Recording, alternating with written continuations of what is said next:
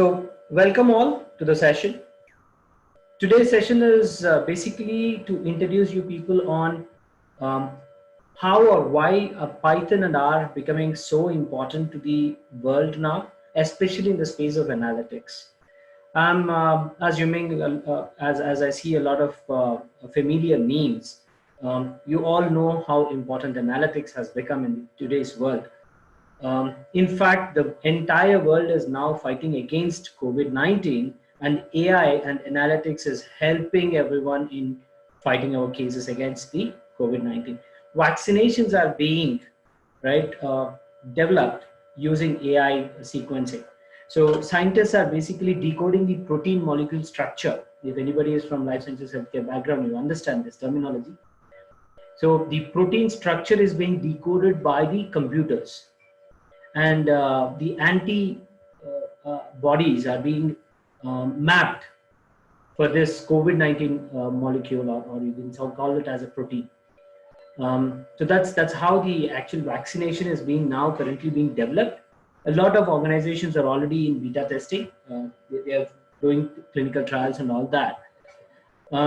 Generally, whenever you see these kind of incidents occurring, right, the vaccination that we need to develop would generally take 5 to 6 years.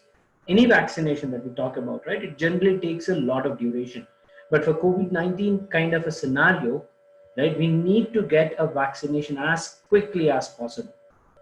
And yeah, I'm pretty sure by the end of May, we will have some good news coming across from at least some parts of the world where they will be able to crack the vaccination code. All right, so the session that today we are talking about is Python coding and R programming. Why is it becoming so important? And in the space of data science, how R and Python can be utilized, right? So we'll talk about this. Now, before I move on to next slide, I want to talk about the importance of AI again. As I said, in the space of life sciences healthcare, currently AI is playing very crucial role in helping the doctors come up with an antidote for the COVID-19 virus, right? That means AI is there in life sciences healthcare. AI or data science is basically there in all the domains, right? And this is where we are dealing with domain analytics. I'm seeing few people who are also joined for domain analytics programs. So you might want to look into the domain specific analytics, right? This basically program talks about how analytics can be applied in your domain, whatever domain that you're working on, right? So how can this domain analytics be utilized in that work area?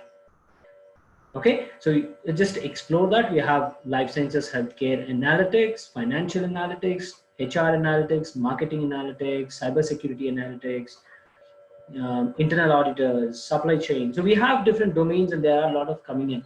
Aviation analytics, all those things are there. We are not marked here. But you talk about any specific domain or sector, data analytics is there. Why it is there? Because today world is moving into digital arena, right? In fact, COVID-19, which is not such a good thing, has enforced people to move and become digitalized. It's enforcing, it's forcing, right?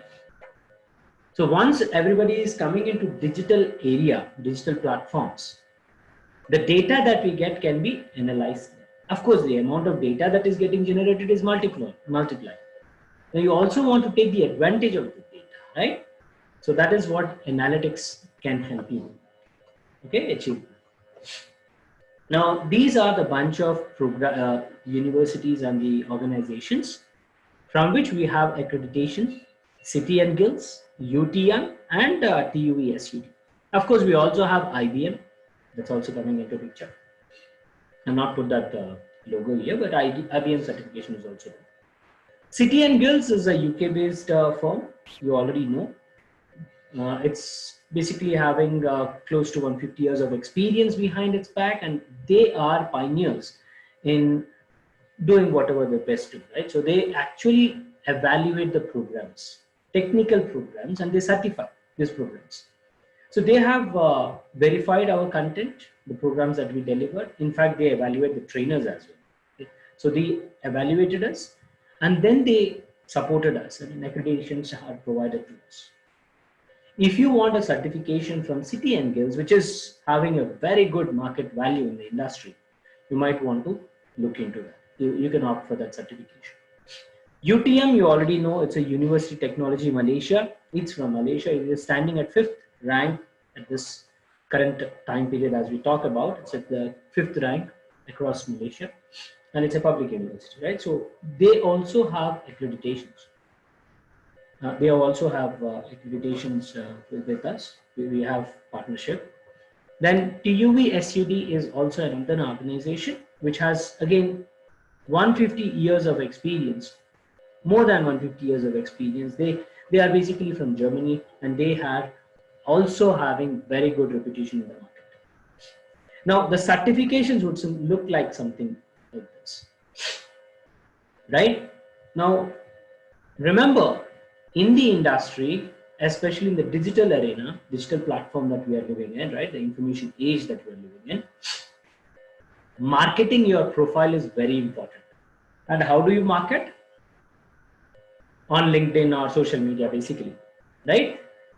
You need to create a profile and you need to have some weightage to your profile. And to get the weightage, these certifications are very, very essential. They speak on behalf of you. So what are the technical capabilities, or what are those capabilities you possess? Certifications are a very good way to represent your capabilities on the digital platform. That's the reason why a lot of people are now falling behind getting the certifications, right? Now everybody can claim that, hey, I know this, I know that, I have this many experience and all that, but what is the proof? So if we can get a certification from a reputed organization like City and Guilds or UTM, you would get, right, some brand value, right? So your profile will get some weightage. That's the reason why we have taken a lot of pain, right, to get our programs accredited so that you get some mileage when you take these programs, right? So try and get the certifications. Now, as part of our data science program, these are the concepts that we discuss, right? So in statistical analysis, we'll start with the basics. And how do we start? We start from scratch. All the programs that we are going to do, right, will be done using R and Python. And in the industry, because Python has more weightage, you have to focus more on Python. Okay? And we will teach you right from the basics, isn't it? We will start downloading, and we will show how to download these programming languages and start discussing about this. So as part of statistical analysis, we'll talk about the basics. We will use both Python and R to implement these concepts that we are learning on certain sample data. And we'll get data which is basically fudged, and then we use that fudged data to learn the concepts, right? And post this, we move to correlation analysis, regression analysis, classification techniques, as well as black box techniques. These black box techniques are basically the introduction to deep learning concepts. Okay? Then we have unsupervised learning. This is where we do clustering, right? Segmentation, for example, you want to do customer segmentation, you want to group the customers, then clustering will come very handy. Dimension reduction is to manage very big data that we get. Association rules is similar to your trying to identify the relationships between the entities. So you will be learning about all these things along with textual data analysis. And then we'll also learn forecasting concepts.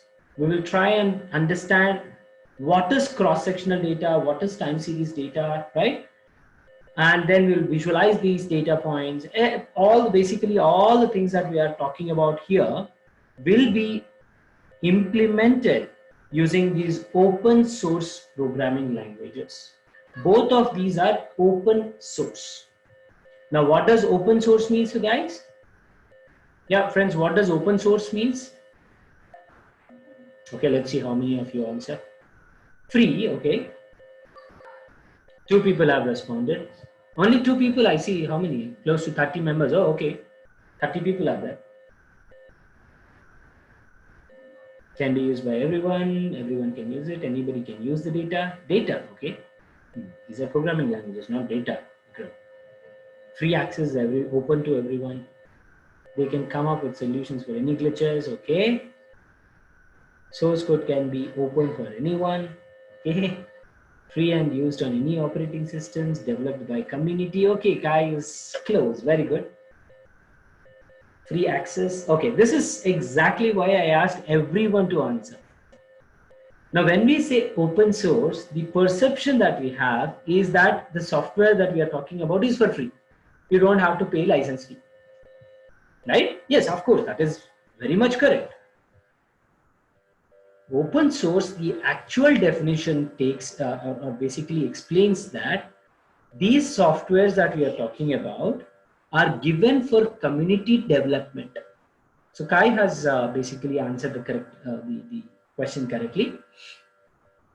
What does this basically open source means is I need to develop this programming languages. Assume, let's say I am an organization.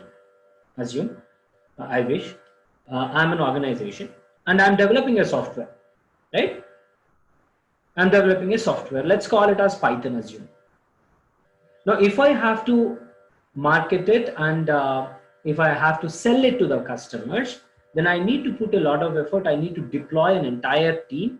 Not just that, I also have to maintain this so that there are no bugs, right? There are enhancements regularly getting updated into the software as and how people start using it. They might have required some customized requirements. So all these things will come into picture, isn't it? Now, if I have to sell the software to the customers and maintain it, then I need a lot of team and effort. When I say effort, it could be in terms of resources, it could be in terms of finances, it could be in terms of time, it could be in time of energy, whatever it is. So team and effort is required, right? Now, if I say, hey, I am developing something, okay, this is something that I developed. Let's say phase 1. I have developed Python software, but I want to give it to community, right? I'm a good person. I want to do service. So I'm saying, okay, let community use it. I don't want to sell it. Please, you guys use it. So what you people do? Based on your requirement, if you feel that the software that I developed is very much essential or very much relevant for you, you start using it, right? Now, when you have started using it, there are a lot of requirements that are coming up, right? Maybe you're using it for a specific requirement, customized requirement. Somebody is using the software, but they found bugs. They found some issues. So they will report. So what is happening here? For my software that I developed, I get the name, of course. I developed it and I gave it for community. You people are free of cost doing work for me, right? So you are finding out bugs in that software. Somebody is very much interested. Because I know the source code, because I have given the source code, you know the source code, you said that, okay, let me solve this. I think it is interesting. Let me take it as a challenge and solve the bug. So you are solving the bug. You are coming up with new requirements. Somebody else is supporting that. So over a period of time, what is happening? The software is becoming more and more robust. Right? So if I maintain it, probably I'll have a 10-member team. Maximum, I might keep a 10-member team. If it is blown out of proportion, maybe I'll have a 100-member team. But it's only 100. If I give it to community, some millions of people will be working free of cost. Right? Making sense? Why people are going behind open source software? Why they are developing and giving away for free? Free of cost, a lot of people will be accessing and developing your product. Now, you might have developed that software for your specific requirement. You will focus on your business, right? I'm using that. I developed that for my specific business requirement. I'm not a software developer, right? So I focus on my business. I use the same developed tool. It's automatically getting enhanced, and I get better solutions on my business. Making sense? Why people use R and Python? Why people are using open source tools? Why people are developing? If you look at the open source community today, there are some hundreds and thousands of softwares which are getting developed, right? Each one of it is developed for their specific requirements. Now, out of that, of course, not everybody will be using all the softwares. There are some softwares which are becoming very popular, like Python, R. Then we have Spark, which is also getting very famous nowadays, right? So these are the benefits, friends. Right? Now we talked about the R programming, and we talked about the agenda. Now, if you look at this, what does this signify? What do you see here? What idea does this image trigger for you? What do you think is that image? Very simple question, guys. Very good. E-commerce, exactly. Online purchasing, that's correct. Now, why I'm putting this is, right, the e-commerce are there. I mean, e-commerce was there even before COVID-19, but now what is happening? Everything is becoming e-commerce, right?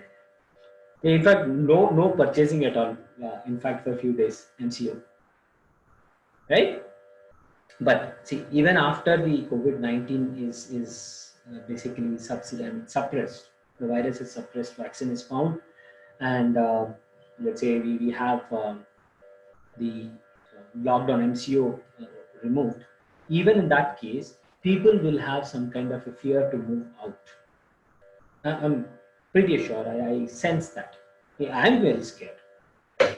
So everything becomes digital, right? So why I'm talking about this is the amount of data that we are going to generate is going to multiply. Okay, it could be e-commerce, it could be share market, it could be IoT devices, right? Retail, whether you talk about any public services, data coming from outer space, right? Google, Facebook, LinkedIn, whatever you talk about, life sciences, healthcare, testing. Everything is generating a lot of amount of data, right? Now, how do you utilize this data is the question. Okay, there are n number of different applications that you can think of developing. I'll show you a couple of things what we have done.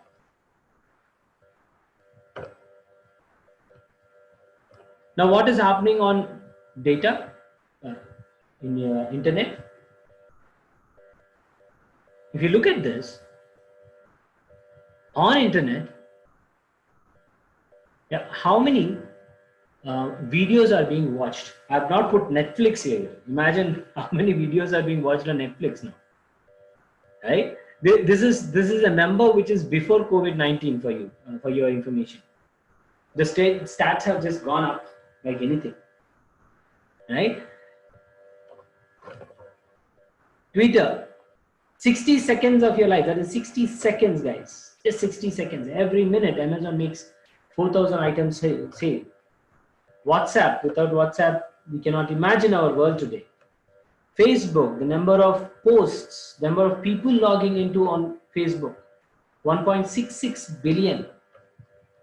Google processes 3.5 billion searches a day. Those many search keys are being asked to Google. Steganography. Have you heard about steganography? Have you heard about steganography, guys?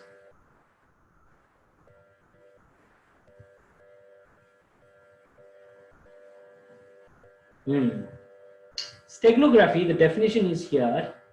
It's basically the art of hiding things in plain sight. Right? Especially, okay, how many of you have watched The Beautiful Mind movie, Russell Crowe? If you're familiar with Hollywood movies.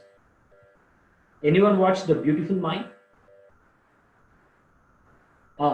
It's good time you watch that movie. If you have not watched, I recommend that movie to be watched. It's a very well made movie. It's about a Nobel Prize winner, right? Um, I don't remember what is the theorem. Yeah, John Nash, exactly. The Beautiful Mind. Just let me.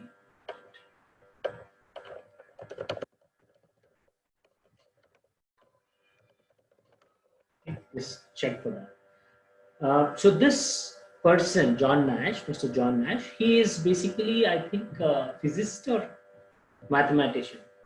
But he just went, he goes to a pub, and along with his friends, they discuss. This guy is very studious, but they drag him into the pub, the university, the batchmates of his class. And there they just discuss about how to flirt with a woman. Right? So there he suddenly gives a suggestion, and that's how his idea actually came into picture. Because that's the kind of person this John Nash is. So he has this problem. Okay, I'm just explaining the movie. Don't uh, don't expect the entire story to be explained here. So what does this guy do is he has this problem, psychological problem, and he imagines people. He imagines himself that he's talking to people. But actually, there will be no people unless until half of the movie is done, will not understand that. So he imagines that there is a secret agent who is trying to contact him, and this person is helping decode some intelligent information from plain newspapers. So he looks at the newspapers and he tries to dig into the papers. Interesting information is what he tries to find out. That's steganography. So, for example, world is very cruel place nowadays. It's very bad. Bad things are happening. Nobody is to blame. But there are few bad minds, right? Bad people. So what they do is when they plan something very evil, they make a communication. Now they cannot just make a communication on plain sight. They cannot talk or they cannot send an exchange in email because we know the government authorities, the intelligent agencies are keeping a close eye on these kind of illegal activities. So they send a regular email to their friends. Let's say there is a email which says a small kid's birthday is being celebrated. The cake has a nice message, happy birthday, and there is a 4 number, let's say 5 number. Okay, and there is some calendar behind the image. There are people gathered in such a way that there is a decoded message in that. So when you look at the image, the actual email shows that hey, my son had celebrated birthday on this day. This is a image, right? This is the gathering that we had. But actually, there is a decoded message in that plain image, right? So how do you identify such kind of things? That's basically called as steganography. Okay, the art of hiding things in plain sight. Now here, the concept of NLP is coming into picture. Natural language processing. Okay, now this natural language processing is an concept which helps computers decode such information. And there are a lot of applications which are getting developed and a lot of algorithms which are developed in the space of NLP where steganography can be done. Okay, that can be decoded. Now Alibaba, yeah, regularly, very eagerly waiting for 2020 November. I'm expecting this number to reach 50 billion. Year on year, it's growing. I remember I looked at the stats and I always talk about the stats from 2016 where it was 14.5 billion.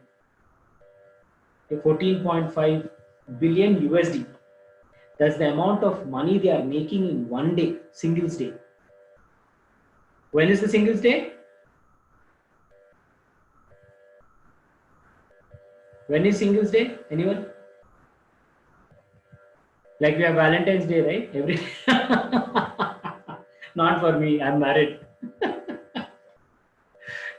You're a lucky one. Yeah, that's correct.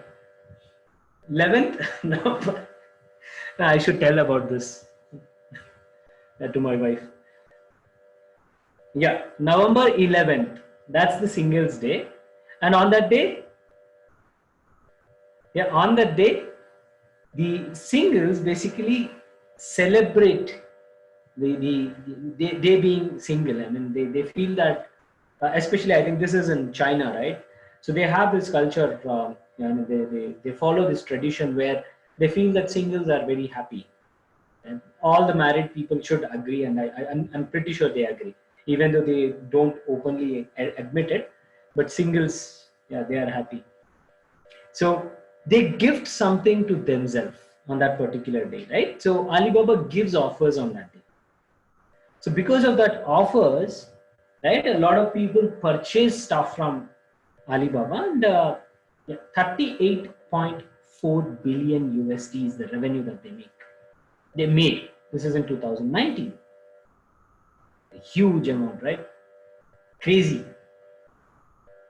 If you look at how much money does any MNC makes, you can talk about any MNC. You talk about Google, you talk about Microsoft, you talk about let's say the likes of Oracle, you talk about the likes of Amazon.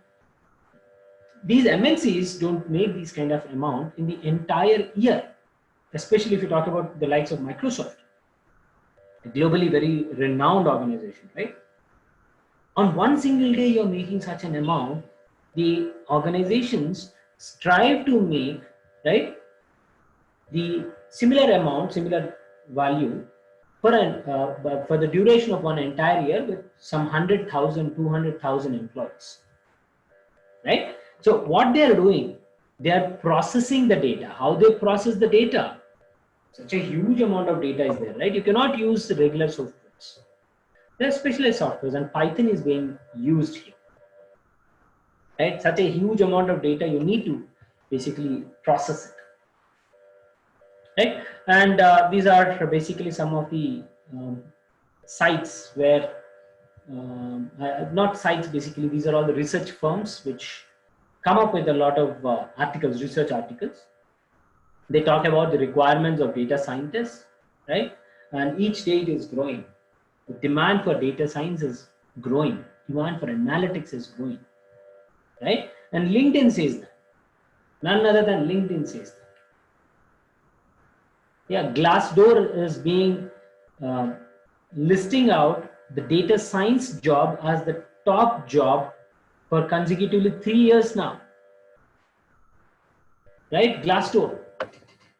You can imagine the demand for these jobs, right?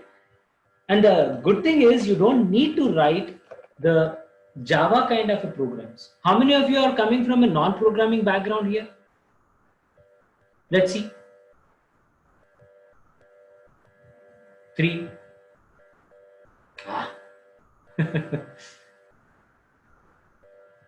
Okay, let me show you something and ask you whether you are able to understand it or not. Okay, I'll quickly open Python code. Okay, this is a Python code. What is this? This is one line code. Don't look at the comments. Look at this. What is this? It's a simple addition that you're doing just like a calculator, right? Okay, then let me ask about this. What is this? What do you think is happening here?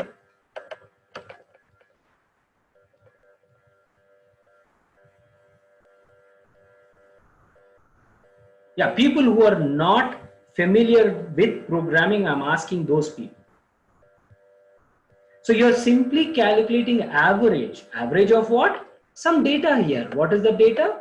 Work experience of some people who is given to you. Average of work experience. Okay, we'll talk about, don't worry about education dot work experience. That's the reference to the table, basically, the data. So this is the code that we are talking about that you will learn. Okay. Even if I talk about complex code, right, or multi-level programming, look at this. What I'm doing, I'm calculating the max value, I'm calculating minimum value, and I'm doing a subtraction. Maximum minus minimum, right? You can see all these are the codes that you will basically run. Very simple code, right? Of course, you need to understand what we are doing here first from the statistical point of view. Then it makes very easy for you to understand the coding as well, right? So because you know what is mean, you are able to say that yes, this is a line where average is getting calculated. But you might probably don't know what is skew. What does curve means, right? You need to understand the theory behind this. And once you know the theory, coding is very, very easy, right? This is one of the reasons why world is basically looking at, right, capturing the Python programming. Look at this slide. Let me just pull it up. What does it say? Look at that. Python programming.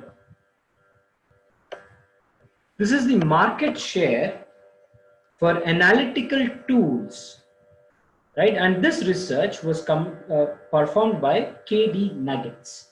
This is a research firm. They do a lot of research, and they have come up with this research. And what they are saying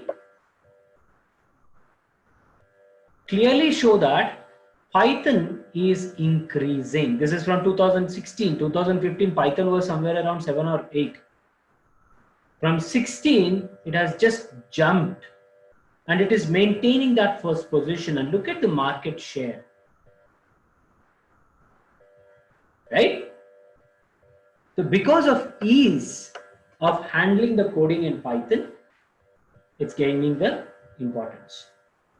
Now, you have seen Python, it is such an easy program, and R is twice as easy as Python. Okay, R is twice as easy as Python. That's personally my statement. I don't believe whether scholars agree with that statement, but for me, I see R much easier than Python. Okay, so if you are not coming from a programming background, so do not worry. R is something you can easily pick up. Let me show you R programming as well. Now I'm claiming that it is that easy, right? Let me show you R programming as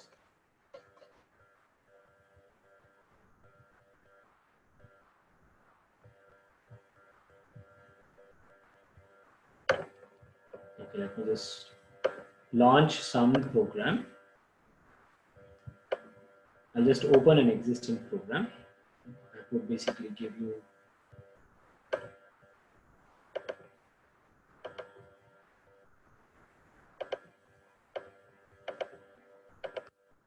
and I'm showing you the same thing. Okay, what you have seen there, I'm showing the same thing here. So if I say 2 plus 2, same thing, 4, right? And look at this. The same function that you have seen in Python, this is the function, what is that? Sorry. This is the function. I'm showing you the same thing in R.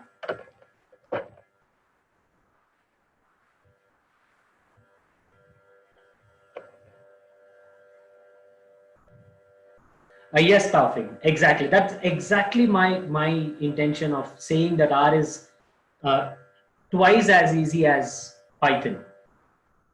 See, both these programming languages are called as functional oriented. Of course, Python has object oriented capabilities, but we call them as functional oriented. Now, you might have learned about programming in a very hard way, especially in your academics. When you are studying, you might have undergone the concepts of OOPS, right? We should give, we call that as OOPS. Object-oriented programming softwares or object-oriented programming languages, right? Like Java, like C. Now, how many are familiar with C or at least heard about C? Most of you people. How about C++? If you're coming from software background, yes. Okay, used before, okay, very good. Now, people who are familiar with these two, C and C++, okay, this question is only for people who are familiar with these two. Which is easier?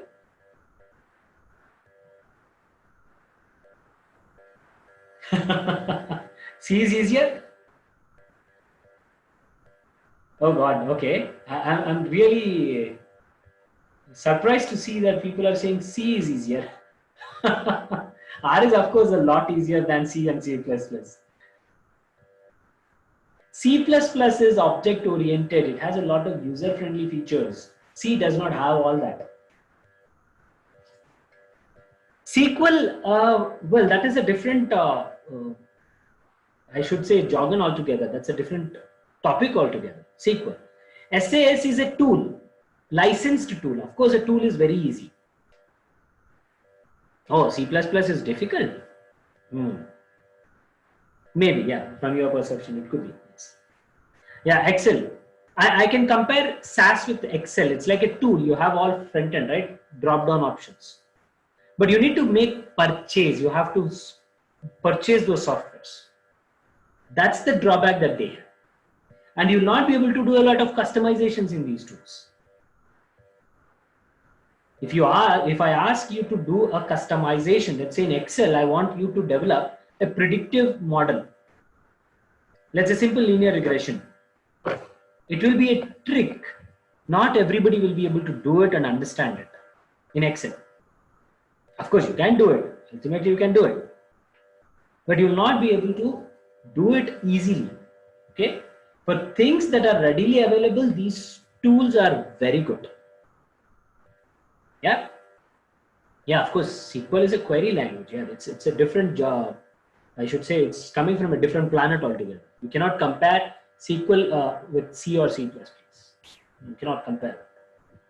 All right. So the point that I'm trying to explain here is, if I talk about Java, right? Let's say I have a Java programming, and this Java program that I have written, right, is, let's say, one page.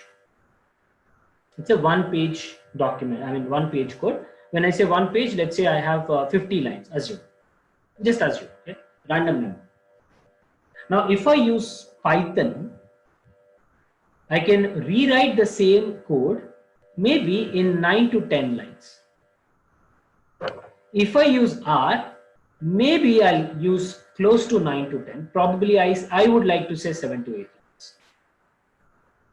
Yeah, this may not always be true, but from the difficulty perspective, you see, R is a little difficult from Python. Right? So 50 lines of code in just 9 and 10. Now, why do you want not to learn that code? Right? And that is one of the reasons why Python is gaining more and more popularity over Java. Java, everybody knows about Java, right? Anyone who does not know or heard about Java in this group of people? Anyone who has not heard about it? Forget about learning. I'm not talking about.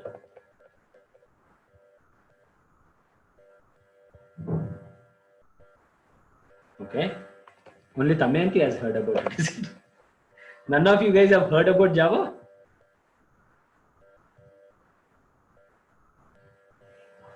Everybody else.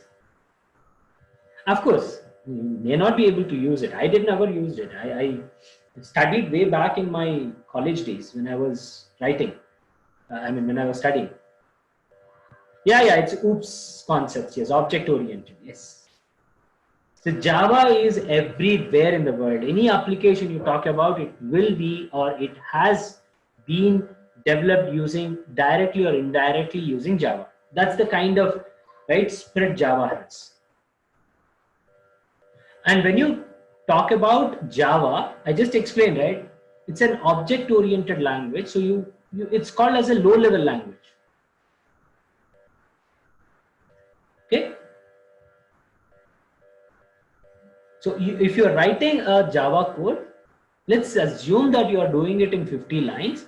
The same code in Python, I gave you an example, right? It could be like 9 to 10 lines.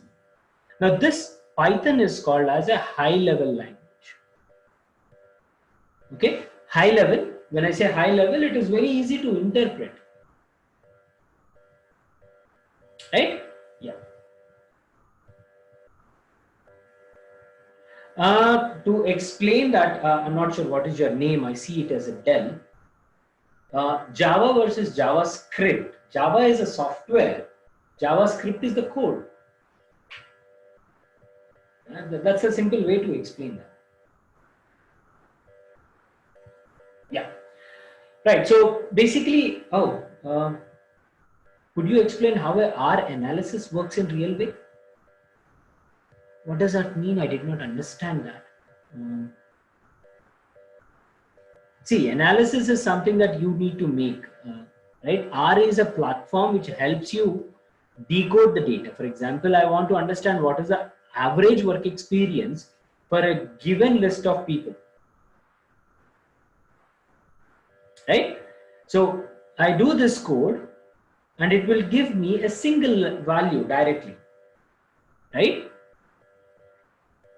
So when I look at that result, I would be able to talk about the list of people and their experience, right?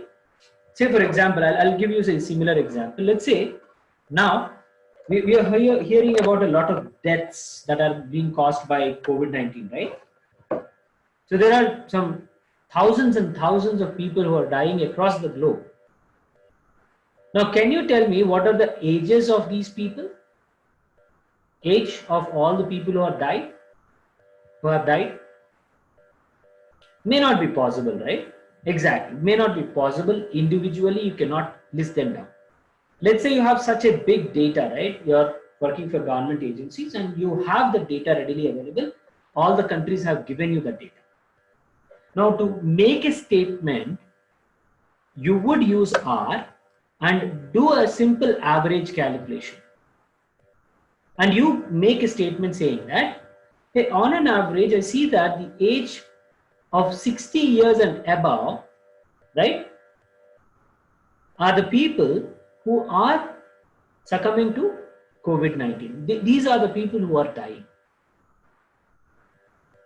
Yeah. So this is the kind of analysis that you would be doing. And to do this kind of analysis and come up with insights on the data, we use this programming language. It's a programming language. It can be used for any kind of distribution, any kind of work. Right? Yes, we can also do the distribution, right? So we can visualize the data, we can do the calculations, average, spread, all these calculations are possible in R, but in order to understand what those calculations mean, you need to understand the concepts behind the scenes, the mathematical part of things. I've just explained, okay. What example do you want to see, Frank? Didn't understand. Okay, let me just load a data set and I'll show you. I'm just executing this, okay? So this is the data set that I have. Okay, I have work experience, right? This is a list of people. I have 773 people. And if you look at this, can you comment on experience, work experience? What is the work experience that these people have? By looking at the data, we cannot comment, right? So what I do is I'll simply execute the average here. Okay. By looking at this result, I can say that on an average, the work experience of this entire 773 data points, right, or people is 57.5. It could be in months, okay? Assume it is in months. You might say that, hey, what is the, let's say visualization. I want to see the visualization. So we can basically look at the visualization here. Okay, let me just say list of work experience. On the fly, I'm writing the code here. And this is the display for 773 students that we have, or 773 people we have for an employees of, let's say, in KL, for example. Right? We are doing a survey and we found 773 people. We've collected the data and we are looking at what is the work experience of the people in KL. And this is basically the flow. You can see that majority of the people are having 50 months of experience.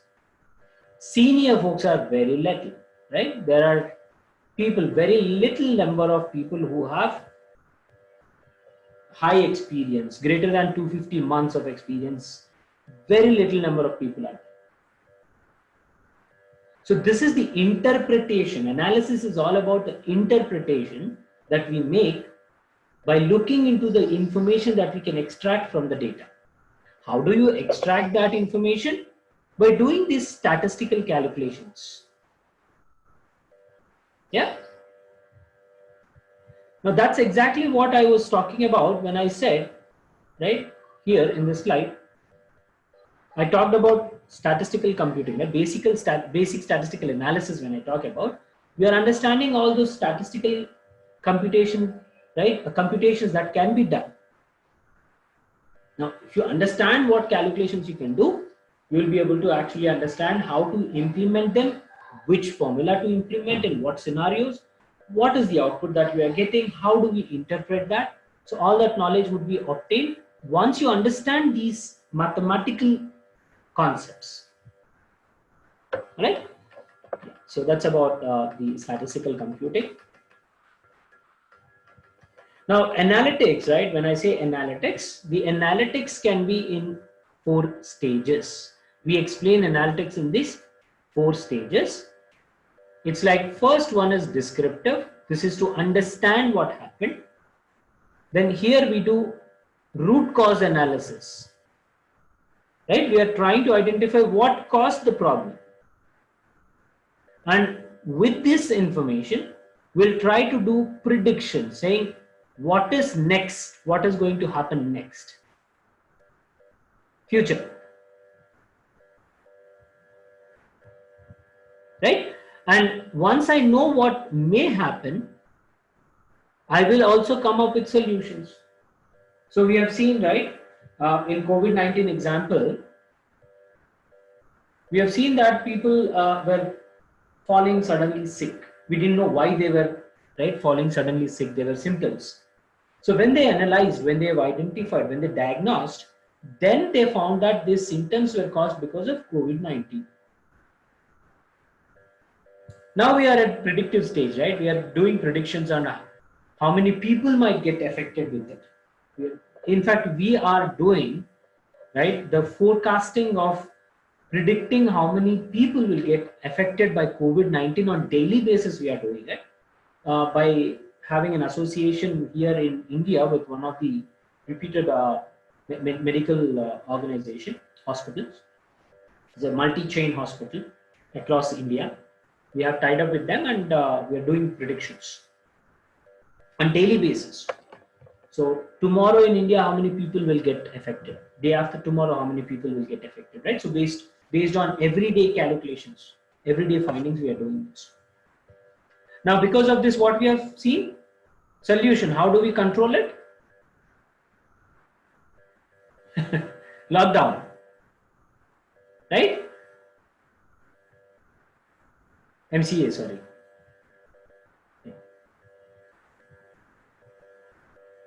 If the data we got is skewed, should we normalize it before? Of course, Kai, that is all things that we will learn. It depends on business requirements, on what is the best solution that we can apply on the data. How do we play around with the data to derive better insights is something that you will learn, and it is always customized. It depends on the data that we are handling.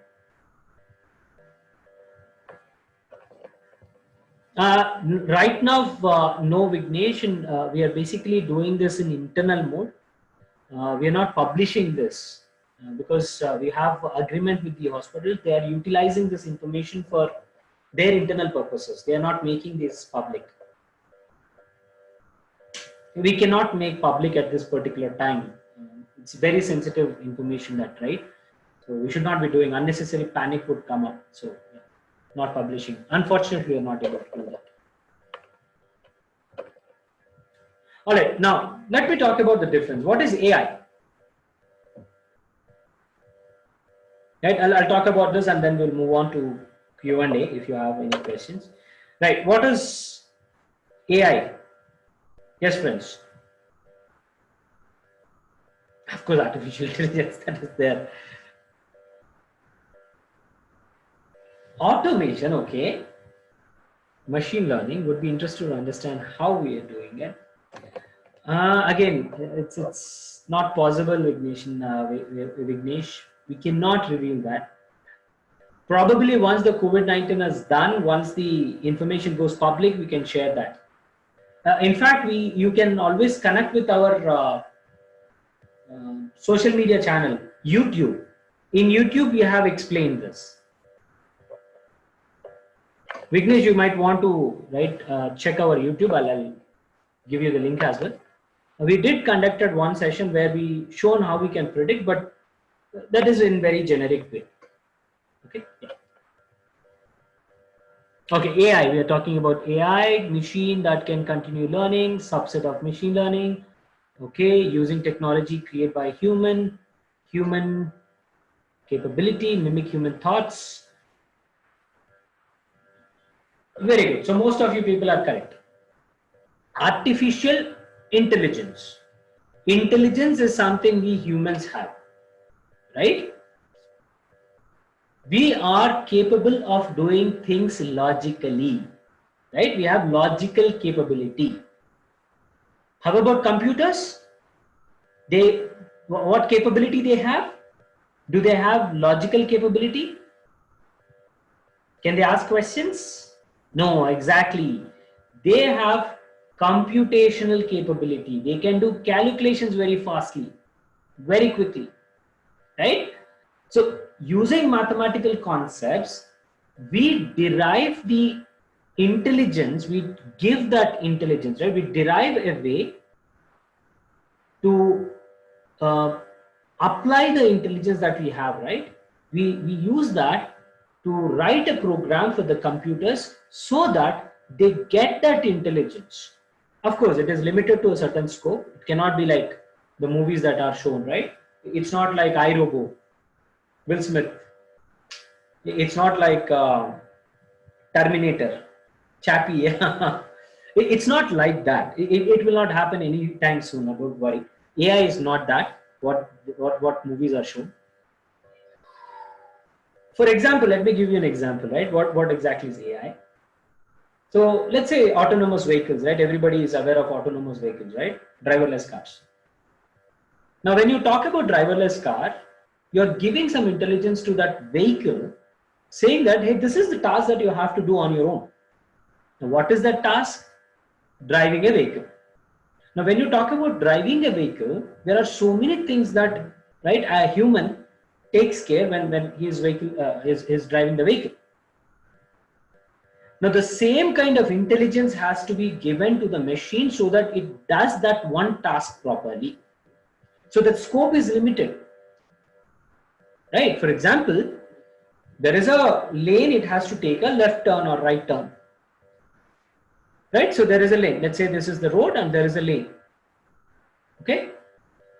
Now your vehicle should understand that there is a lane, right? And it is taking a right turn. So it understands that. That is one task.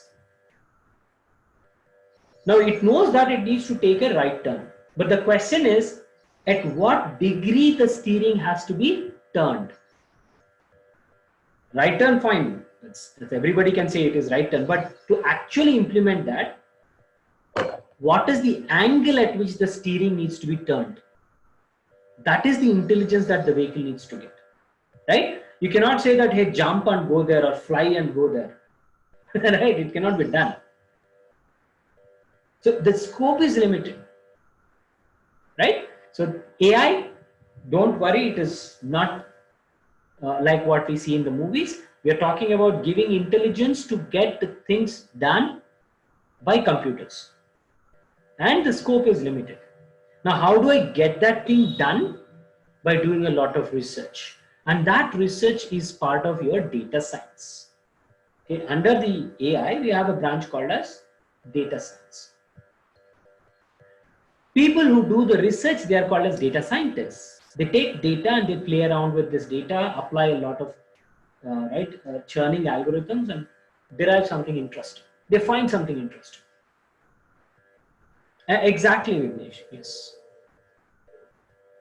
But when you train an algorithm to drive a vehicle, let's say car, the same learning, right, cannot be given, right? The same algorithm cannot, or the same computer cannot drive a flight.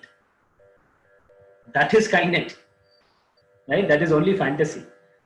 Autonomous vehicle will be autonomous vehicle when you train a car. It is only going to drive a specific car. You cannot use the same thing to drive a bus. Bus dimensions are different. You have to retrain everything, right? Limited to scope. That's what I'm trying to explain here. Yeah, it's been tried in various areas. Jameel, right? Yeah, Suhan Jameel, yeah. Not just Johar Baru, it's applied and tried in most of the cases. In India, I'm pretty sure you understand the road conditions we have in India, right? We make fun of that. We don't follow the traffic rules. Now, in that chaotic situations, also the driverless cars are being tested, right? So in Malaysia, as far as I've seen, I have experience of both these roads in these situations. In Malaysia, it is a lot strict and they follow rules, right? So when you have when you have rules, it's easy. Rule-based algorithms are very easy to develop. In chaotic situations, that's difficult. All right. So you do a lot of research. You do a lot of permutations and combinations to get things done, and that is nothing but data science. Now, in order to do that, right, research, we need certain algorithms. That's called as the process, right? The process which basically helps us get the research, right, is called as data mining. So branch of data science is data mining. Under the data mining, we have machine learning and deep learning. Machine learning is basically the algorithm which says, there are different algorithms which says how you train your machine. Okay, how you train your machine is done using machine learning. Okay. Now, there are certain situations where the data is not so easy for your computer to understand, right? This is where we bring in a concept called as unstructured data. So if your data is unstructured, then your computer cannot directly understand it. Okay. So mathematically, machine learning is nothing but y is equals to f of x. What is this equation, friends?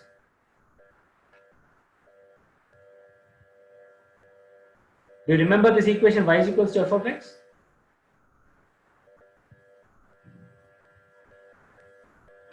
No one?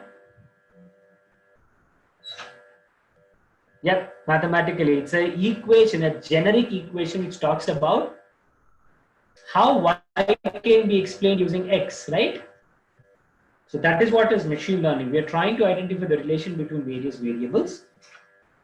If your data is in structured format, we can very easily derive this. But if your data is unstructured, then we go to a branch of machine learning, the different study of machine learning, or I should say branch of data mining, which is deep learning. Deep learning are the concepts which are basically trying to do the study on unstructured data like images, image recognition, right? All these things. Let me show you what our old participant has done. I'm very proud of this.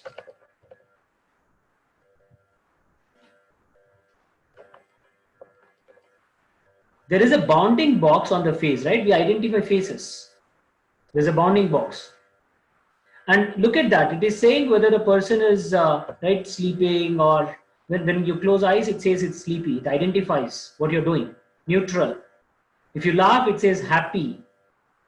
So facial recognition. How does your computer know your emotions? Right? This is called as behavioral analytics. This is one of the examples of deep learning application. Yes, that's deep learning we are talking about. Anything which is done on unstructured data, we call it as deep learning, right? So machine learning is where you deal with structured data, like your operations data, organizations data. Deep learning is the data where you talk about unstructured data like images or audio files, right? Those kind of things.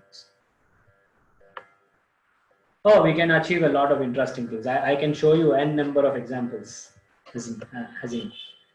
I'll show you another example. Let me show you. Now we're talking about that, right? Look at this.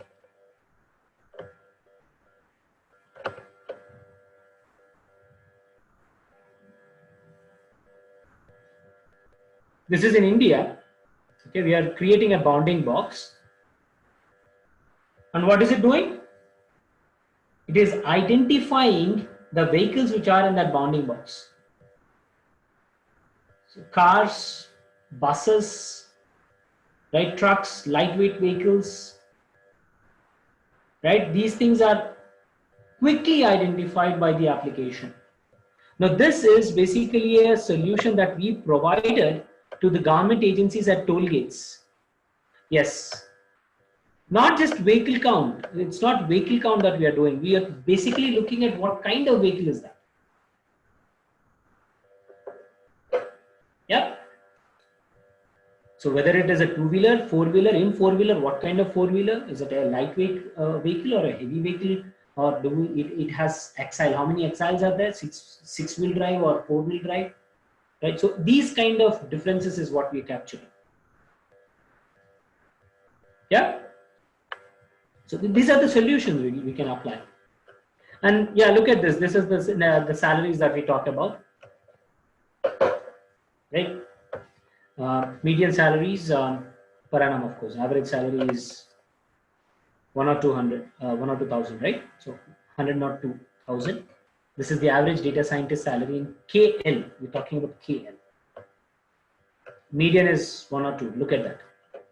If you're having less experience and you're just budding, then probably this is the experience that, and this is the amount of salary that you might get, right? And yeah, this is the median salary that you have to look at, right?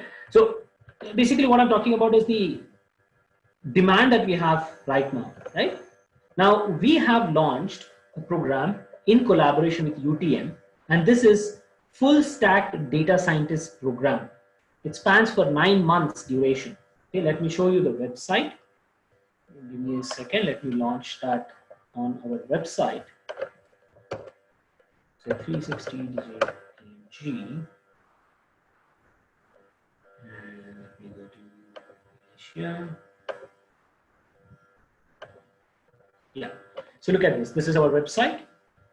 Partnered with MDEC, City and Guilds, and UTM, we have launched this program, which is 9 months duration, right? You might want to explore this 9 months program.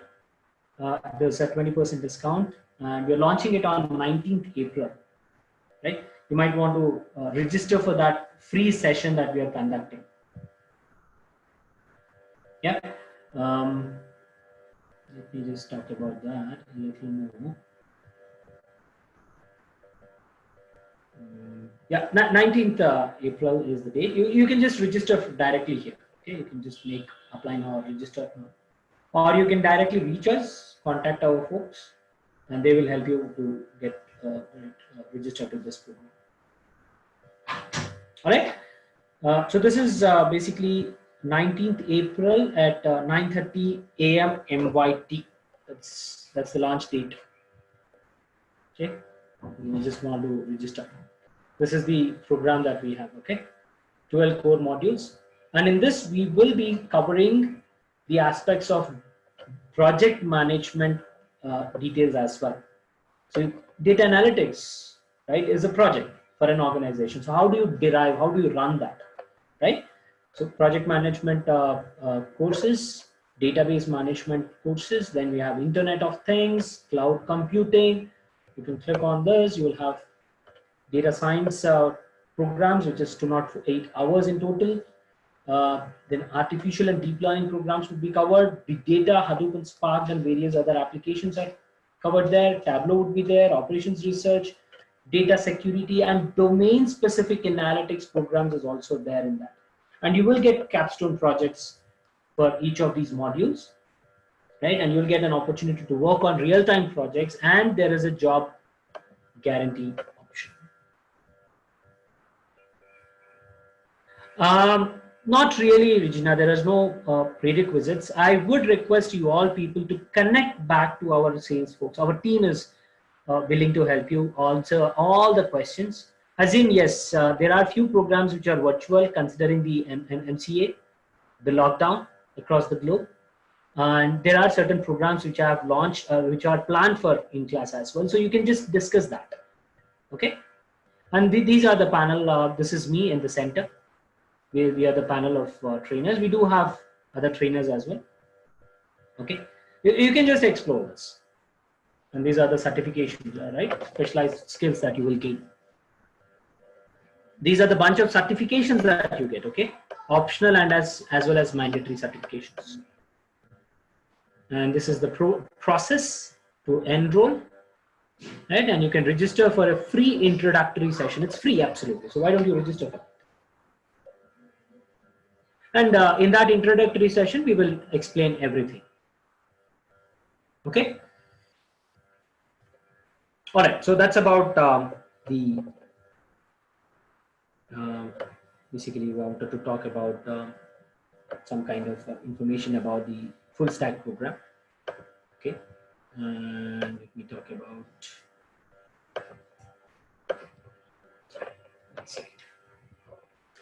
And as I said, these are this is our panel. We do have other trainers, but on an average, we carry around 15 years of experience, right? 15 plus years of experience behind our backs, and each of us coming from different reputed organizations. Now, I myself have worked for Oracle Corporation previously, and I have close to 11 years experience in Oracle Corporation. Right? So we have good experience behind our backs, and we have closely worked around 50 plus projects in analytics. Right? And I've shown you a couple of examples on what kind of projects we do. And these are the bunch of USPs that you get. No, Frank, I would recommend everybody to learn Python. Don't imagine that Python is difficult, right? Why I'm talking about R, right, is just to give you that transition. If you don't have to look at R, then Python is also very easy. But people who are not familiar with any kind of coding, R becomes a little easy. Okay, but eventually, Python is the programming language which gives you the flexibility to devise a lot of AI solutions. R has certain limitations, right? To begin with, yes, R for people who are non-technical, but eventually you have to move to Python. All right, so this is the bunch of programs that we are talking about. Yes, Vani, there are a lot of Python libraries. Similarly, R also has packages because these are functional oriented, right? These programs are upfront written for you, right? And you're just pulling those programs and making certain changes, passing your data and executing the code. You're not writing the code from the scratch. Libraries are basically used to, right, pull out the required code,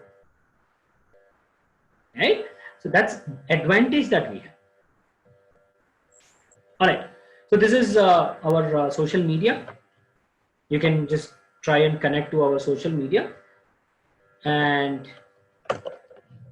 you can also click on this and then navigate to our social media channels as well. Okay, this is our website, and you might want to move to our YouTube channel. Let me just search for YouTube. I'm subscribed to YouTube, right? This is my YouTube channel. Yeah, this is our channel, and there is some live session also going on right now. We conduct live sessions on YouTube, okay? And this is the videos that we have.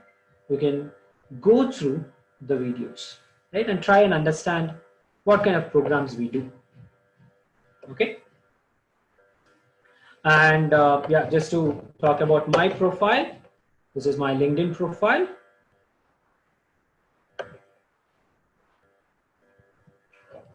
Right, I serve as a director for INNODATATICS. I'm one of the directors, and this is my profile.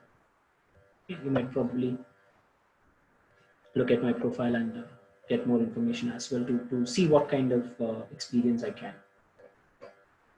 All right, so yes, this is what I wanted to talk about, and that's it. Okay, let me take your questions now. I see a few questions.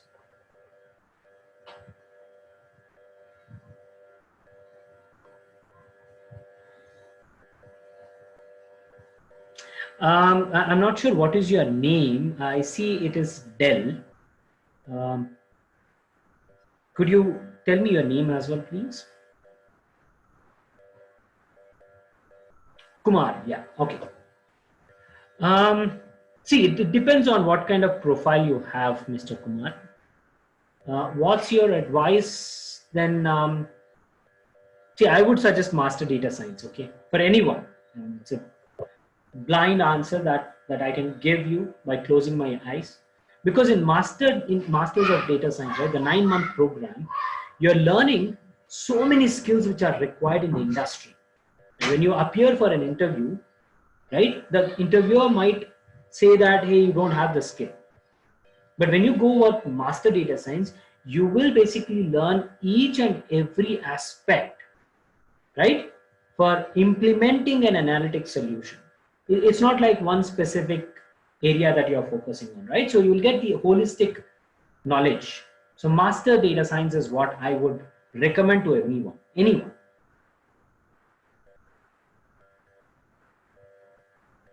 How can Python be used for data analytics in building and construction industries? You can always try and analyze, right? In fact, we are doing, I should say, POC for the Malaysian, what do you call the agency, one of the university we are tied up with, right? So they are actually helping this construction industry, where there is a big problem with, I should say, immigrants, right? Illegal immigrants. So how can analytics being helped in identifying illegal immigrants in that particular area? That is one example.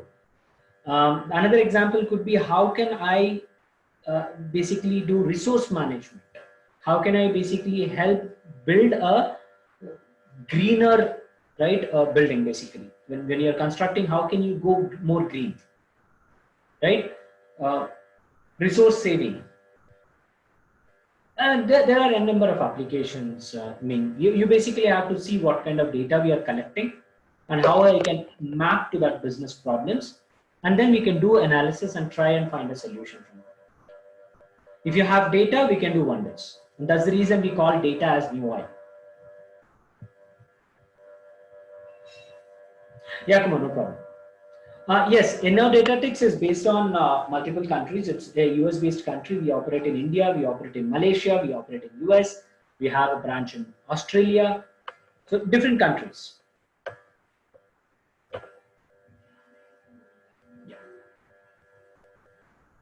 Will you provide the slides after the session? Not really. Sorry, not really. Who is this? Frank, is it? Sorry, I'm getting too many messages. I'm losing the track. Yeah, the sessions would be available in AI Spry. We have our in-house LMS. So the material, the slides that you are seeing, the material would be there updated into AI Spry, where you can access the slides also. You will not be able to download it. To go through the slides, yes, you will have the access in AI Spry. Hazmi, Tableau is another thing that you might want to look at, because that is used for Azim, sorry, that is used for reporting purpose. Tableau. If you're talking about databases, then there are a lot of various data sources that are available. You might want to understand the architecture of those data sources. But predominantly, when you talk about analytics, Python and R are the go-to tools. Justin, both are working in hand. 360 Digit EMG is into trainings. So the session that I'm conducting now is from 360 Digit EMG. We have the agreement, and INNODATATICS is based on basically an organization where we deal with consulting projects. So we deal with AI solution providing, right? Developing softwares. So INNODATATICS is a consulting company or consulting organization. 360 Digit EMG is a training provider.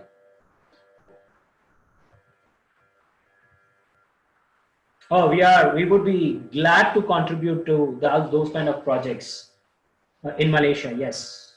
we are in touch with few areas. We have done a POC for Sarawak Educational Department to identify the teachers' performance for primary schools. So same thing is being promoted for other agencies as well. We are in we are in discussions. Yes. For MDEC, in fact, I have a meeting tomorrow with MDEC to help them work on analytics front. If I am a degree student with computer science background, I have no knowledge on data science, but I would like to apply it with the industry high.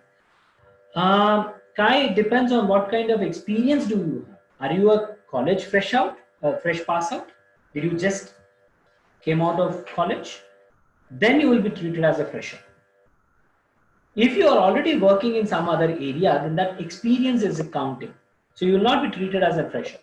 Because the domain knowledge that you have accrued by working in that industry is something that we need. Right? That is something you have gained. Right? So you will not be considered as a fresher in that case. And yes, industry is looking for a lot of people in this area.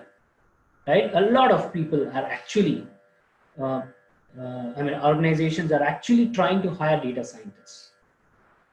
Right? Including freshers. In fact, freshers would have more demand, trust me, because less salaries.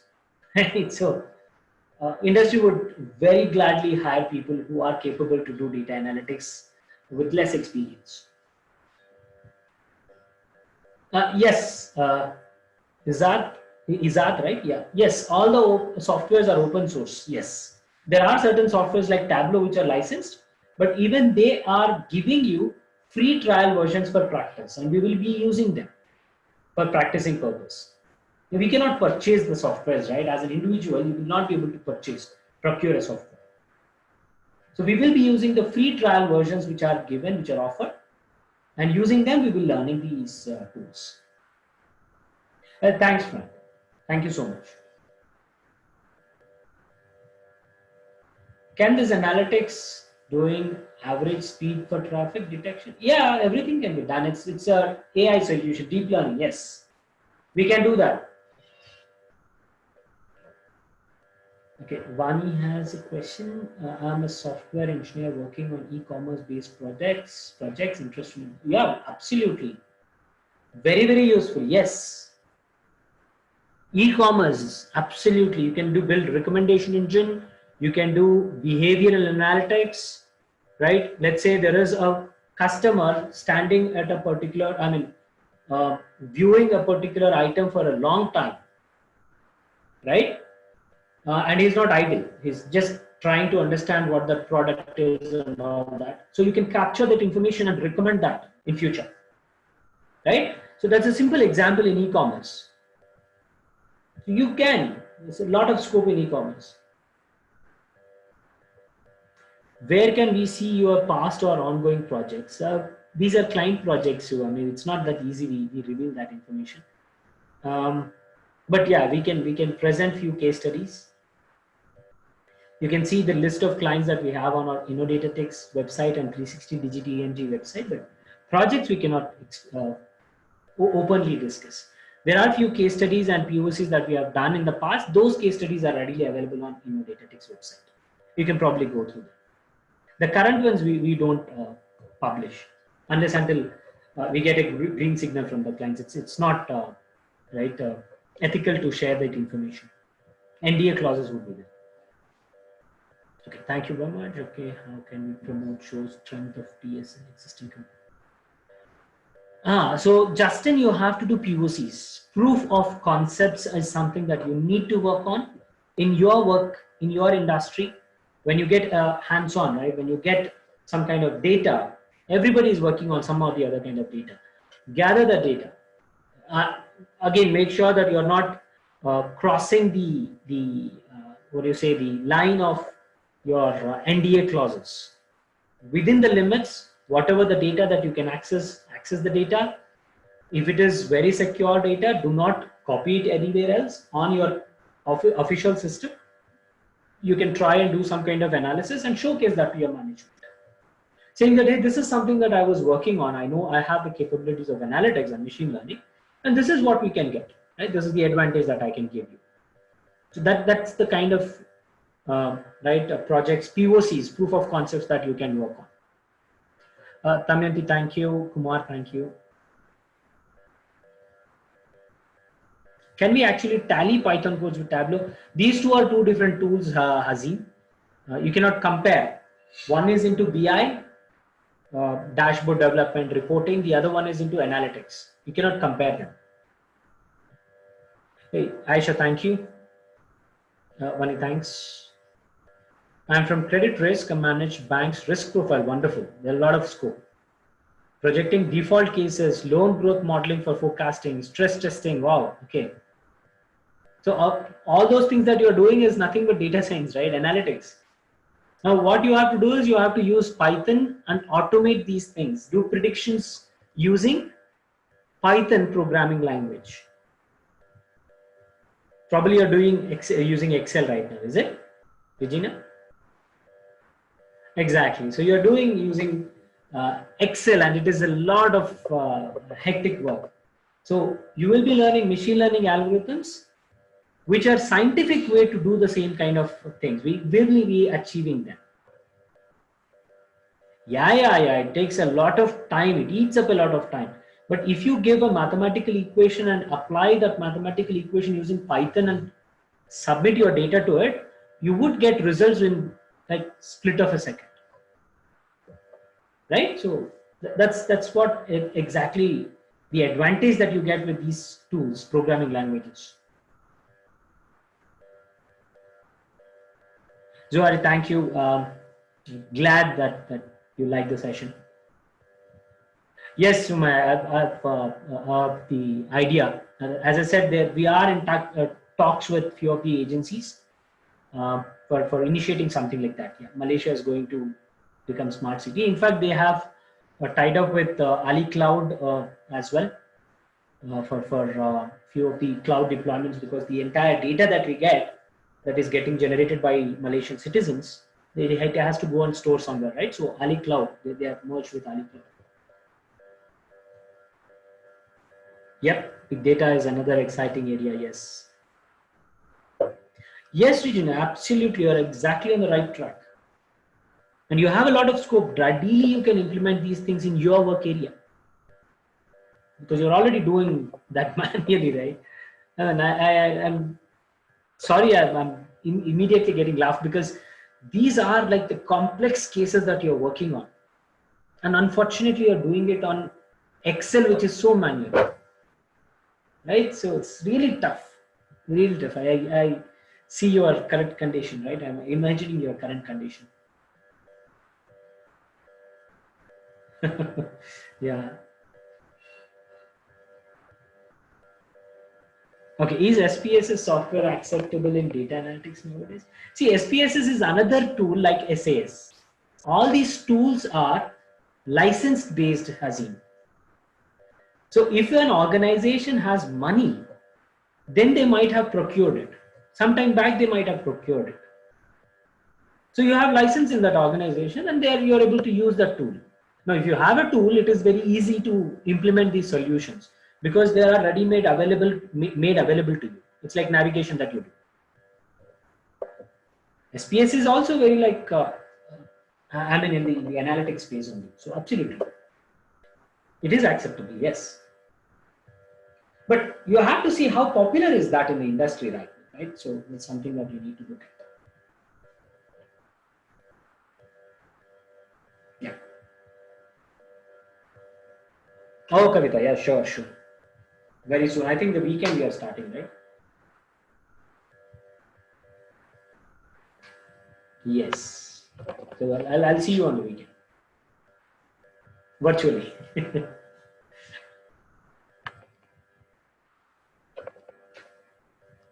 Yeah. Hey, Taufik, thank you. How are you? Thank you for your patience. So hope I need to get in touch with you, Taufik. Really, it's been a long time that I've spoken to you.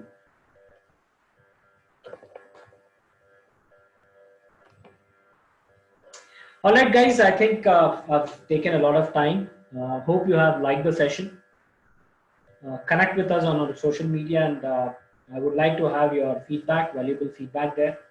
If you want to learn more about the full stack data scientist program, get in touch with us. You can get in touch with the chat uh, that we have on the website as well. Directly, you get the basic information there, or you can also connect with us. I'm pretty sure you already have the contact details of our salespeople. They can help you understand more about this full stack program. Okay. So thank you so much, friends, and that's it from my side for today, for tonight, and hope to see you very soon. Until then, thank you and have a very nice sleep.